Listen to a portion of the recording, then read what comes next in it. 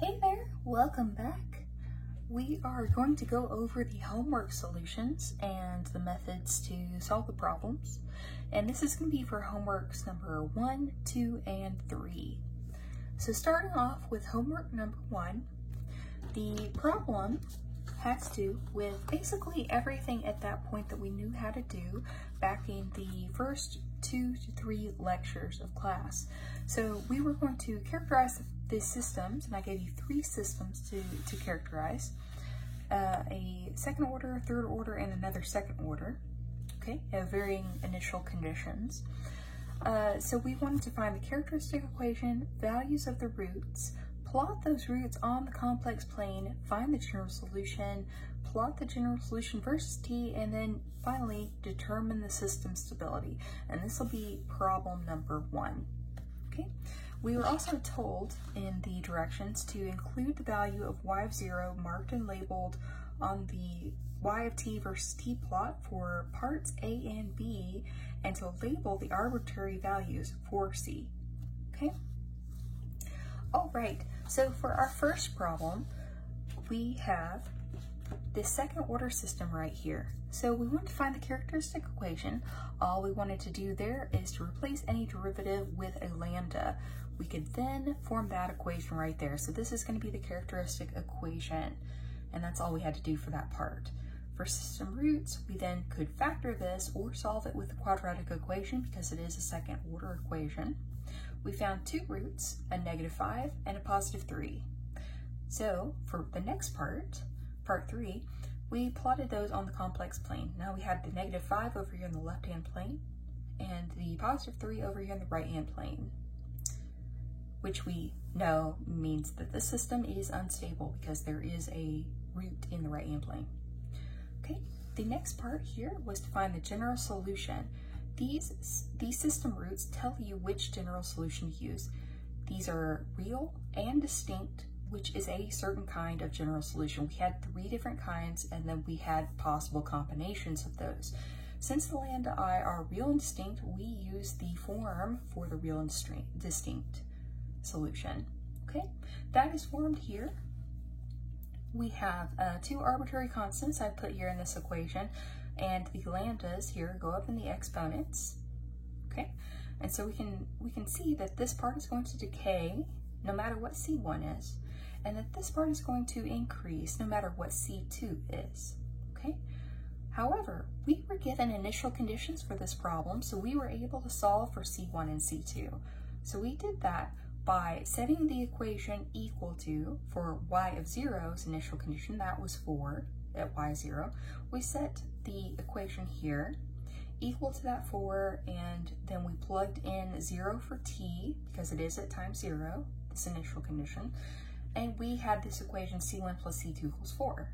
Now, we took the derivative once of this form, this general solution form, the of t equation. We plugged in 0 there because we had our second initial condition, which was y derivative of 0 is equal to -1. Okay, once we plugged that in, we plugged in the t equals 0 here, and then we were left with this equation, -5c1 plus 3c2 equals -1. Okay, we could form that as a system of equations with matrices, and we could use row-reduced echelon form. So here's the matrix as it's formed. By row reducing, we're able to calculate what C1 and C2 is. So you just want to row reduce and get the identity matrix here on the left side, and then you're going to be left with those 2 values on the right side, that augmented column, okay? All right, so it turns out that C1 is 13/8 and C2 is 19/8, and you also have this decimal representation of it. Either one is fine. The general solution is then represented here with the C1 and C2 plugged in, and that completes that portion of the problem. Now, for part 5, we needed to plot this, okay? So an approximate plot, like I've drawn here, is totally fine. You know that this is going to be increasing because the second exponent, the 3t, this portion, is also increasing. The coefficient's positive, so it is above the 0, it's positive right here. And we know our initial condition right here. So we plugged in at t equals 0, we should achieve a value of 4 at y of t is at times 0 rather. Y of 0 should be 4. Since this portion of the equation grows, we should see an exponential growth, okay? The general shape is an exponential growth. You can also, like I've shown here, take a few data points just to check it out, and you should see that growth. It grows very, very quickly. Already by t equals 5, we're at a number times 10 to the 6. Okay, so for the last portion of this problem, we needed to assess the stability. There are a few ways you could tell that. One is from the graph in number 5. The part number 4, right above it, you still have that equation where the exponent was growing, so you could observe it here. Or you could even go back to the portion where we plotted the roots. Since we had a root in the right-hand plane, that told us we had an unstable system. And so the system is unstable. So there are a couple of different ways to observe that, but they're all really equivalent statements. If you state the lambdas in the right-hand plane, there are all one positive real part, that's the same kind of thing, or the general solution plot expands as time increases. Therefore, it is an unstable system. Okay. The second part, so part B, we had a different system. This was a third order system. So for the characteristic equation, again, we use the same method. So the characteristic equation here, that's trivial. We then can factor this out, either through a calculator that is possible of doing this. You could also use the Symbolab page or MATLAB with their symbolic toolkit, or you could use something like Maple, Maxima. Maxima is free. The Symbolab page is free. If you have a calculator, that's fine. There's also the cubic equation if you want to do it by hand yourself. You should have 3 roots. 2 of them are complex, of course, they come in pairs, and one is a -3. It is a real distinct number. Okay, so we are going to have a combined general solution when we get to that part. So for part 3, we go ahead and plot these. We have these right here, complex pair. They're conjugates of each other. We have a -3 x'd out, and that completes the plot. Right? Part 4, the general solution. So we form this as a combination. So since we have the 2 imaginary roots, we have the imaginary solution represented here. But we also have a real root, the -3, so we need to also represent that portion. So since we're dealing with linear systems, we are able to use superposition, and so we can solve pieces of this together and then add the solution back at the end. And since it's linear, it works out.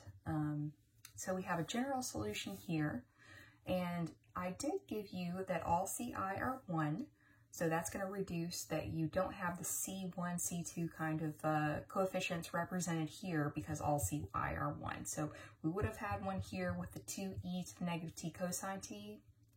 We would have had one here with the e to the -3t. Okay, but we just plugged in that one, so it reduces out. The next portion, we would plug this in. The system general solution plot is actually going to decrease just like this, and it seems that we also have the harmonic portion with the cosine t, which would be represented here just like so.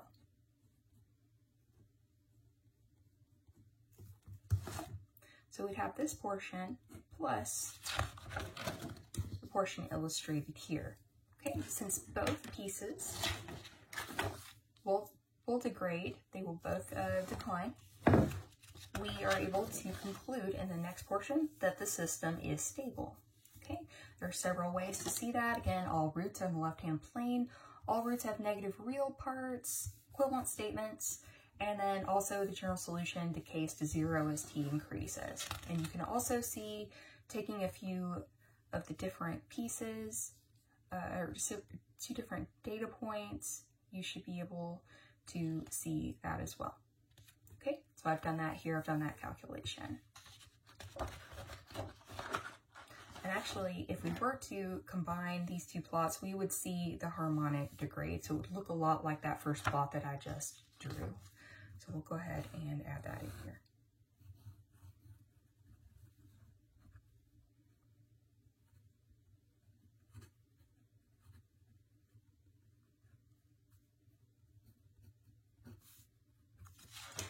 Okay, for part C, we have a second order system here. When we found the characteristic equation, again, second order equation, we factored out, found the roots were repeated. They were both at -3. So when in part 3, we graphed those on the complex axis, we had a double root at -3. And then for part 4, we have here the double or the repeated root formula for the general solution. Okay, so we have 2 roots repeated, so C1, C2, and we could factor out that e to the lambda t if we wanted to, but we have a t in the second term, so don't forget that t. Okay, we don't have initial conditions for this problem, so we were to leave C is arbitrary, and then we'd have a couple different cases. So I thought to hear the case where C2 would be greater than C1, and then also where C2 is less than C1. And so we'll have a C1 that's a positive value, a C1 that's a negative value, so you have 4 distinct different cases, and this actually should say C1 right there. Okay, so C1 is actually determining the point where the y of 0 is on this axis, what value it is. And we can see that because at t0, the second term is 0 because it's multiplied by a t. Okay, so problem number 2. This came out of the text of version 13, and this was also scanned into Canvas. So the goal of this, you had 3 parts for the first problem, and then you had 3 parts for the second problem. And problem number 2 on your homework was actually a combination of those 2 problems. So it was all a bunch of Routh-Hurwitz. For the first 3, we had only numerical problems, so we just calculated out the Routh-Hurwitz and found that there were no sign changes here. So we calculated in the first problem, just going through here and how we found the array. We had a coefficient of 1, so we put a 1, a 5, put a 5 right below it. And remember, those first 2 rows are the ones that we fill out. We have 6, 6, and a 2, and a 2, and then everything else is 0 that we can fill in as long as it helps us. We have a B1 to find. We know that the B2 right here would be 0 because it's going to include a determinant of 2 zeros, a column of 2 zeros. Okay, so it's going to end up being 0. And we'll have a C1 as well to find. But again, once a row hits, or once a value hits 0 and it has zeros out to the right side of it, it's going to remain 0 because the determinant column being 0 equates to a 0 value. A 0 determinant, that is. Okay, so in calculating B1, the equation would be for B1, -1/5, times the determinant of 1,562. So we write that out here. It turns out that it's 28/5 or 5.6. We calculate for C1, the formula is -1/B1, and the determinant is 5B1, 2, 0, and we find that that is a 2. We plug that into the first column and we examine that with our guide column, and we find that there are no sign changes. And I just wrote that out here, so it's a stable system if there are no sign changes. For part B, we have our equation here. We fill it out very similarly. We calculate B1. Now, it's very good to check that you have all of these terms when you're doing this. So we have 4, 3, 2, 1, and 0 terms, so everything falls apart, but it's very easy to miss a term and then have this filled out wrong. So do be really, really careful when you're working on this. Okay, so we find B1 to be just following that same formula, 228/9, and we find B2 to be 20. And then we find C1 to be 34.89. We have one value left to calculate, and that is D1. So we find D1, and that turns out to be 20 here. Plug that in with our guide column. We find that we have no sign changes. Again, so this is also a stable system. It also turns out for the next problem, and again, we have a full polynomial, no zero coefficients, but we plug this in and we find that we also have a stable system here.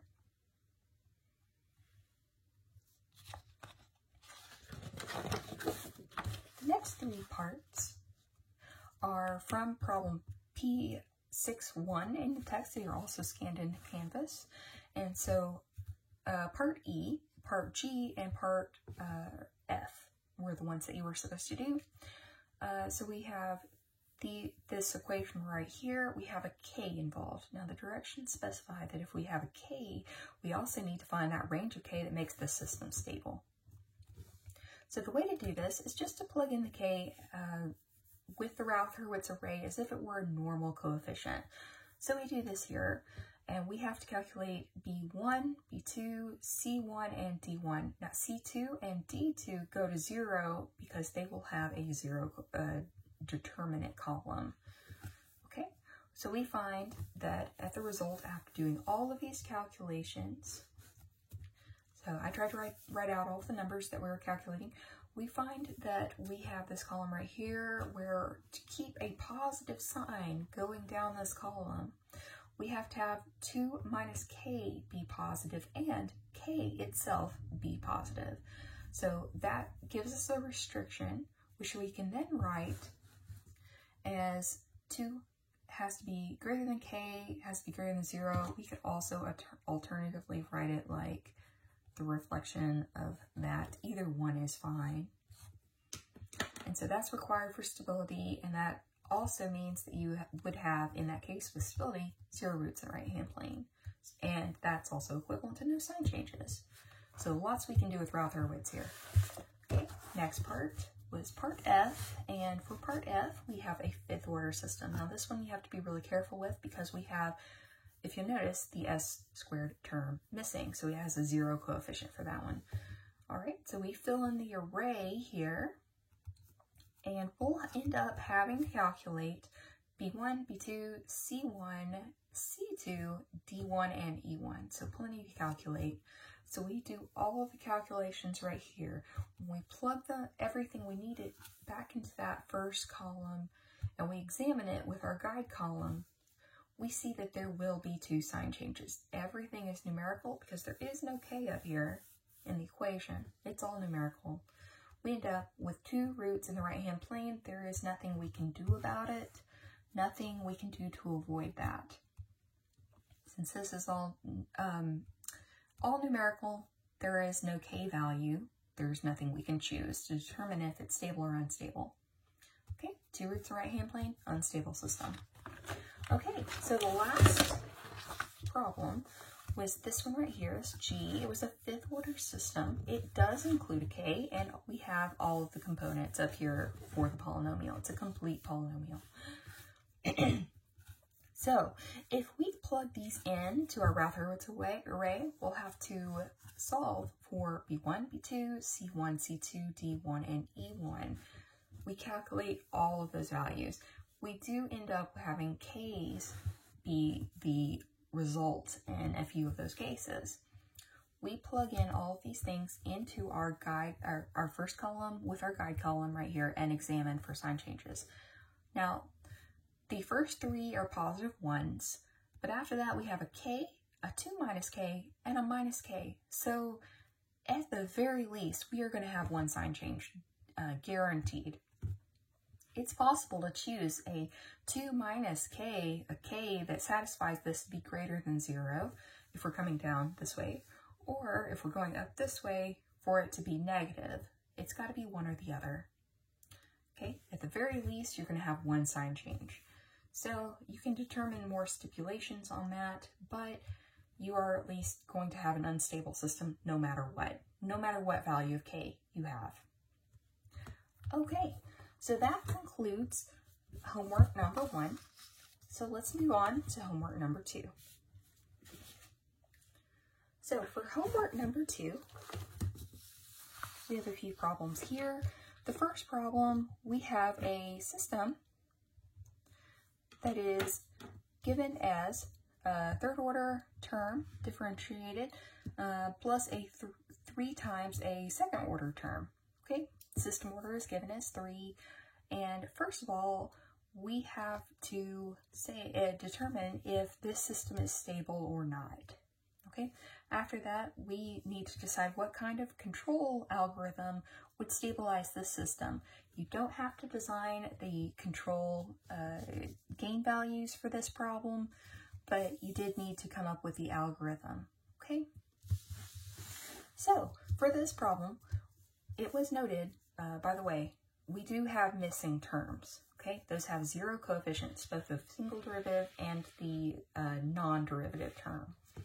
Okay, so our technique for determining stability was to simply take the characteristic equation. Okay, so we do that. Solve for the system roots, which we do. There's a repeated root at 0 and a -3 root. We form the general solution. And as we examine this, we can determine the stability. Now you'll notice that these first 2 terms don't decay. Now this one right here would stay bounded as t increases, but this next one will increase. It is a linear term. It's the equation of a line basically, and as t increases, this will increase no matter what we do, no matter how we choose C2, unless C2 is 0, and that's a very special case with special initial conditions, and we are considering all initial conditions. That is part of the problem for all initial conditions there. So this part doesn't decrease, so in that case, this is an unstable system. Our next part would be then to design U of t to include the terms that are missing and also give us enough design flexibility that we can make sure we design this system to be stable. So we choose a control algorithm that includes all the terms according to the minimal order design. So we don't include that triple derivative, but we include everything else, even the things that are missing, the terms that are missing. Okay, we make extra sure to include those terms.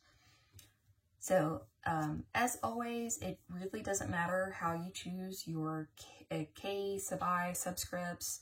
I alternate it. Sometimes I put a k1 times y with no derivative, and then I go the other way. It really doesn't matter, and you can choose whatever variable as long as it is very clear that is a gain variable. Okay, so that would be the correct answer there. You'll include a double derivative, a single derivative, and a non-derivative term, and you make sure that you have your gains for each term. Okay, problem number 2. Okay, so for problem number 2, we have a given system. It's a second order system. We want to find the natural system, and that's really a case of just knowing what natural system means. In this case, for part number 1, natural system is actually just the equation itself. Natural system is any system that really just does not include the influence of the control. So there is no control here. This is our environment itself, the one that we want to change with our controller. So it's the natural system.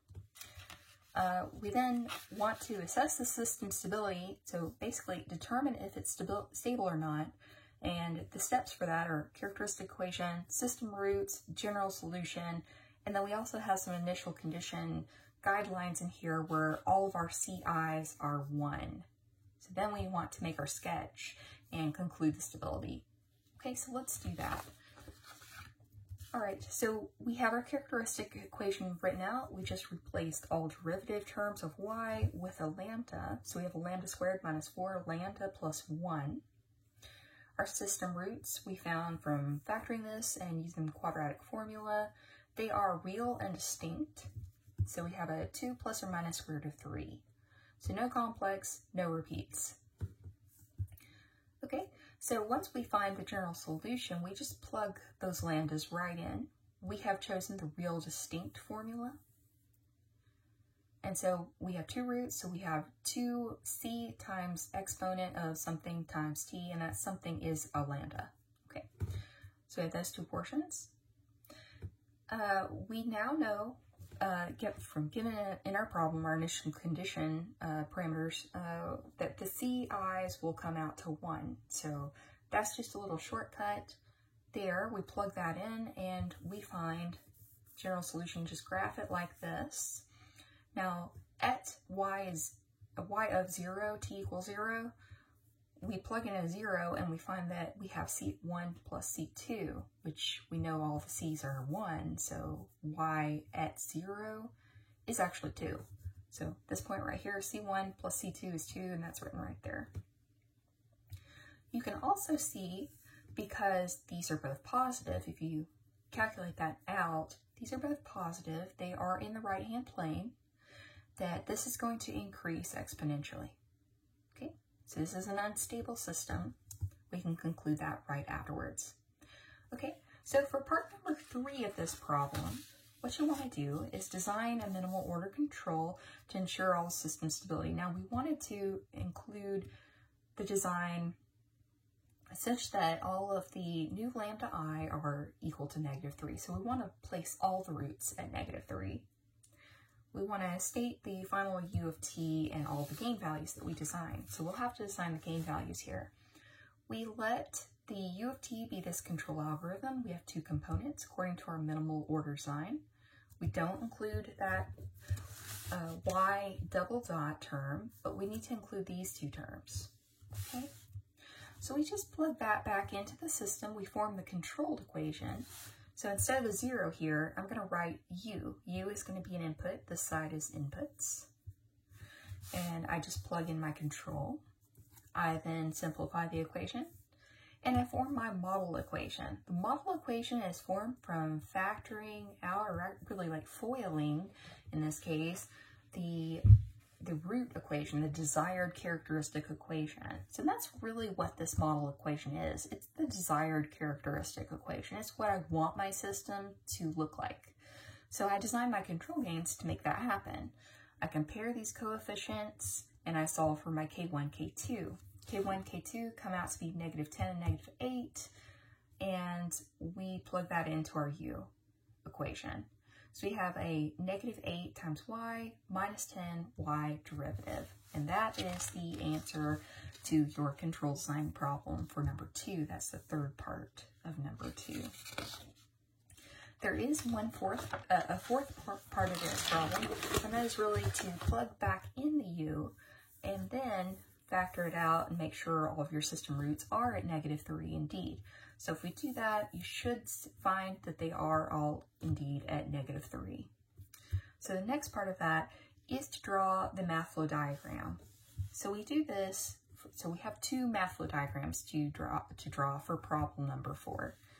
And actually I'm kind of going out of order because I happen to write the answers out in a different order. Let's back up and go to problem number 3.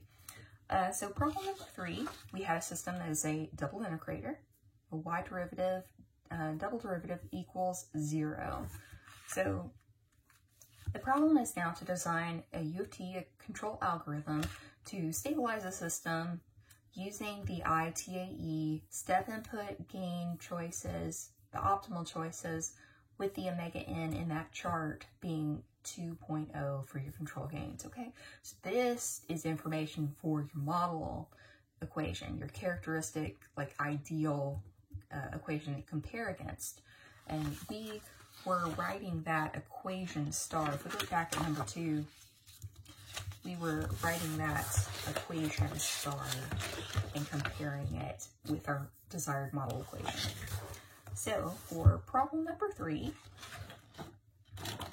what we would do is we would just find the characteristic equation, system roots. We can find the general solution, make sure that that is unstable indeed. It is, so just to examine that. We design a control algorithm. In this case, K1y dot plus K2y form the controlled equation. Okay? And then we will plug that back in, simplify it, and that gives us our equation star. We can then compare that against the ITAE row that was specified with the omega sub n plugged in as 2. And that is our model equation that we compare against. So we can solve for K1 and K2 by comparing coefficients. So we do, and then we state what U of t ultimately equals to down here, and that completes problem number 3.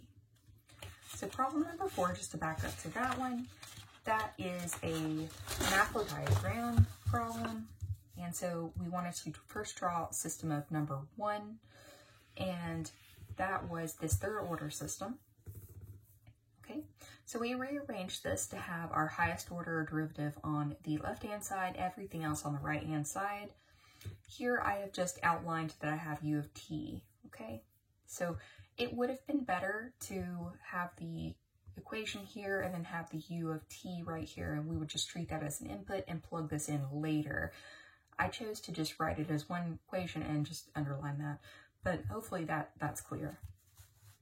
So you will end up with 3 integrators and 4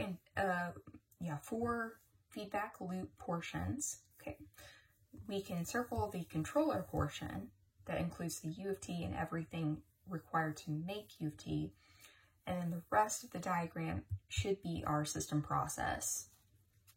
Okay, that is part 1's math flow diagram, or part 1 of this math flow diagram problem. Part 2, we were supposed to draw system of number 3. So in this case, we just had a very simple system of the double integrator, and our control had 2 portions as well. So we ended up with 2 integrators. This is already in the format that we would use to draw out our math flow diagram. And then we would draw out these feedbacks. Okay, so just like so. All right, so moving along, that completes problem number 4 of homework 2. So now we will be looking at homework number 3.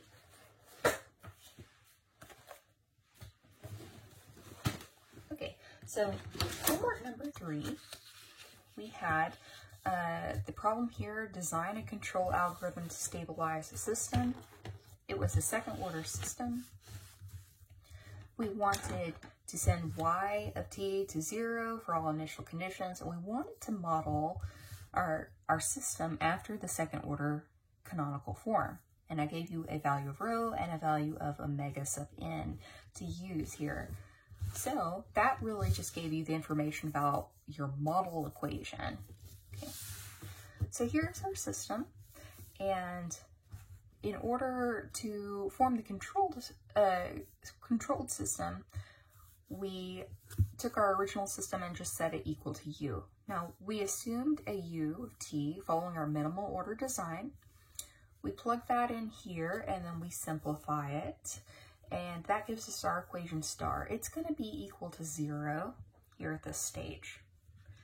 That's one element to look for. We form our model equation as the second order canonical form, and we just plug in our given rho and omega sub n, okay? And that's right here. This is our model equation. We compare these 2 equations together and solve for the coefficients. They're given here.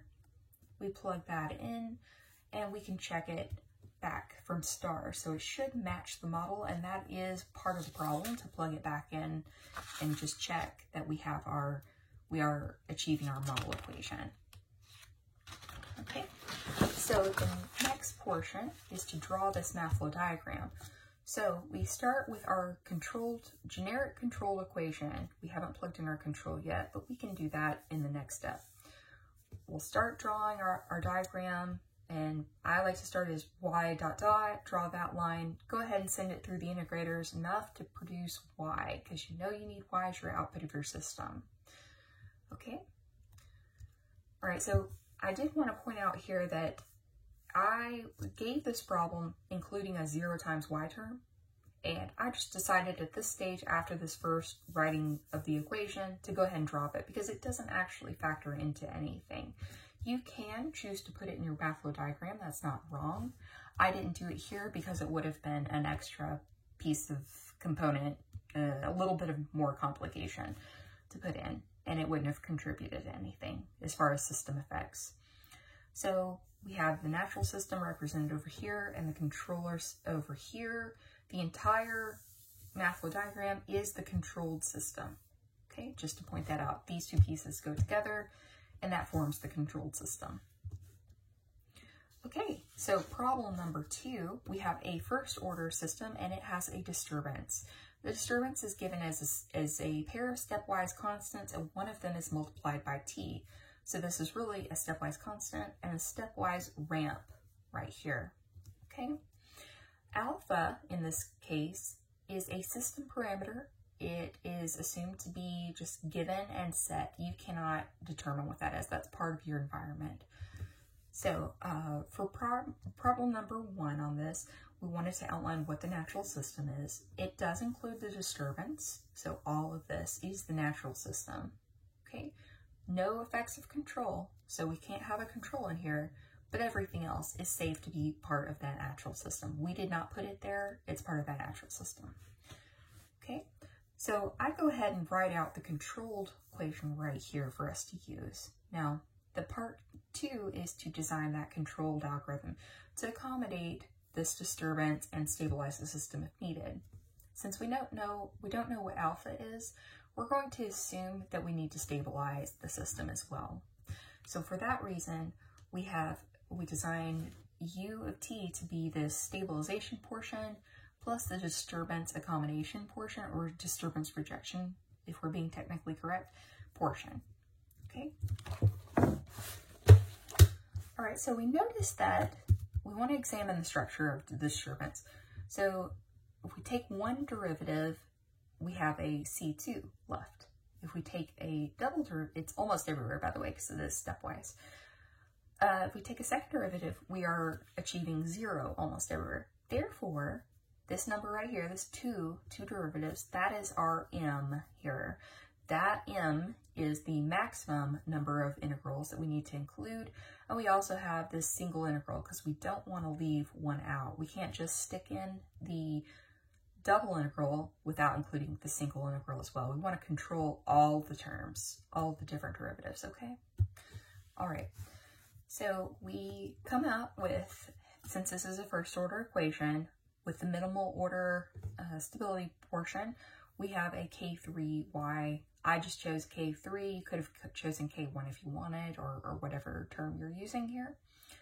And for UD, we have those two portions. So I had a K1 and a K2 up here applied to them. Okay, so we add all of this together, we plug it in, and then we simplify. We end up taking m derivatives, so it's 2, m is 2 here, so for this problem. So we take the two derivatives here, and we have an equation that goes to 0 almost everywhere. This is our equation star, okay? So we want to achieve all closed loop system roots set to -2, so that should tell us what our model equation is. So we just expand that right there, and we achieve this right here. We can see what the coefficient should be, so we can design our control gains accordingly by comparing between these two equations. Okay, we solve for K1, K2, K3. One of your gains, if this is done correctly, and yours should have been including an alpha. Okay.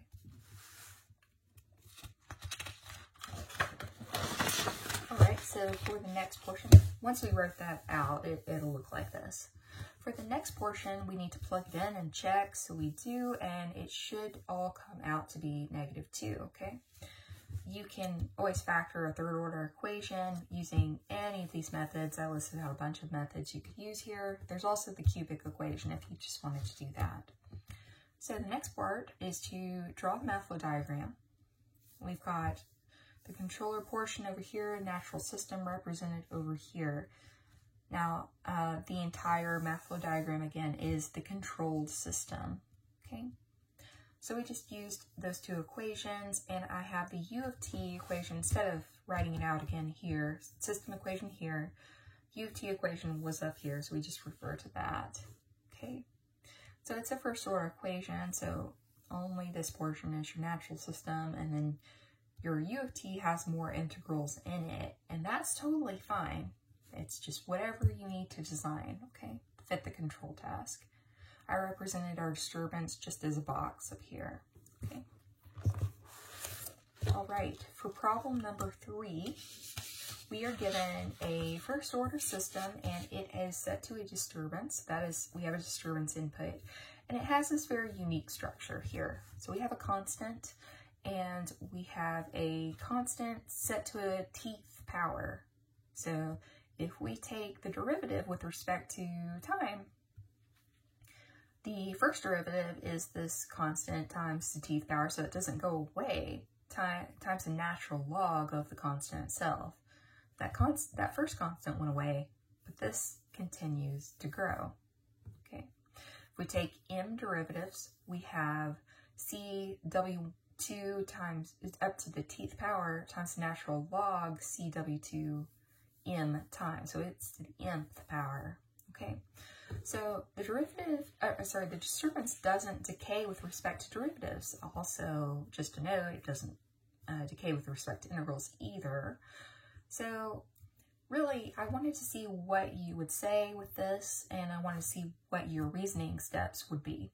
So for this, what I'd suggest is, you can actually compensate for this portion of the structure. It is just a constant or a stepwise constant, the CW1. So we can design a portion of our control algorithm to take care of that. Also, we can stabilize the rest of the system. Okay, so we can at least do that portion. But the absolute best answer would be, and I mentioned this in a lecture, to use an estimate. We don't actually design this in this class, but I did mention that is a technique out there. No points off if you didn't mention this or you didn't remember this. But I just want to let you know that is a way you could deal with it, to build an observer and get this estimate signal. So you're not actually using the real disturbance, you can't do that, but you can kind of reconstruct your best estimate of it. Okay, so at the very least, you can take care of the rest of the disturbance, take care of that constant and its stabilization portion, or if you remembered this portion, this would have been a great answer. Okay. This is kind of a do the best you can kind of scenario and a thinking problem. All right, so for problem number 4, we had a control task of achieving a set point. So we had the system equation here as a second order. We had a disturbance in place that was a stepwise constant. So we had this controlled system. We formed that first. Now the problem was to first go ahead and form the aerodynamics equation. So we do that first by defining our error. That was step 1, part 1. It should be y set point minus y, and that's the definition of the error signal. Okay, y desired minus y actual. In the second part, we have all of the derivatives of error here, and we substitute these into our system controlled system equation that we have. This is the pointy star right here. So the result of that is the aerodynamics equation right here. Okay, it should have this alpha. It should be the same order as our original equation. It should include our disturbance and our control terms. It can include any extra little terms on the outside. We can take care of those in our control. Okay. So the next part number 3 of this problem, is to design the control algorithm. We have 3 different portions here together.